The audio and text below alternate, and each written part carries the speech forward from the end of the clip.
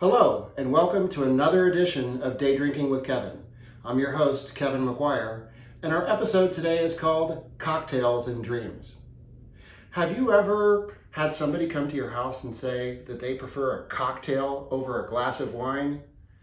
I tend not to allow those people into my house either, but sometimes they're a significant other of somebody else, and you really need to have something available for them.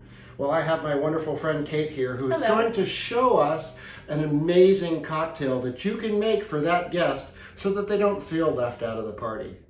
Kate, what cocktail are you going to tell us about today? So today I'm going to make a cocktail called The Last Word, which is a pre-prohibition cocktail. Kind of went out of fashion, kind of disappeared until about, 5 years ago, and now it's become super popular. It's very easy to make. There's only 4 ingredients, and it's equal parts of all of them. And yeah, it's delicious too. I can't wait. Okay, so we are going to make the last word. And we're going to start with, we're going to squeeze about a whole lime in here. And I'm just going to use my mixing glass. So this is what they call sometimes a cheater glass, because it's only 13 ounces. You don't want to use it for beer.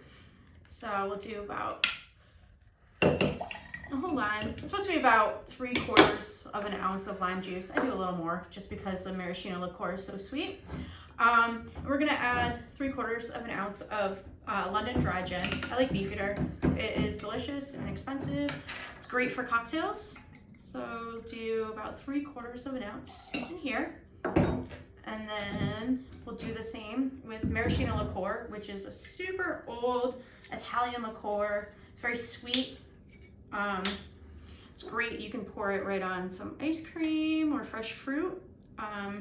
We'll just add that right in there. And then my favorite ingredient is green chartreuse. It's pretty. It's lightly licorice sort of flavor, but the maraschino kind of balances that out. Throw that right in there. Now we will add a little bit of ice to my mixing glass.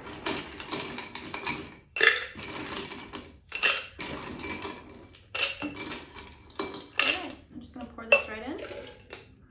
And then shake it.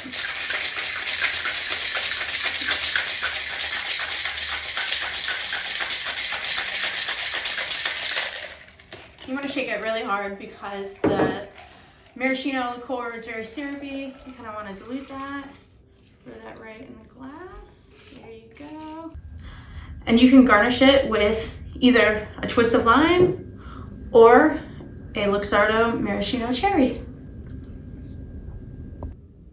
Kate, thank you so much for giving us the last word on cocktails. We really appreciate that. And if you wanted one of these, do you serve these at Vino Bistro? We sure do. Absolutely. If you like this episode, please don't hesitate to give us a thumbs up and consider subscribing to Day Drinking with Kevin.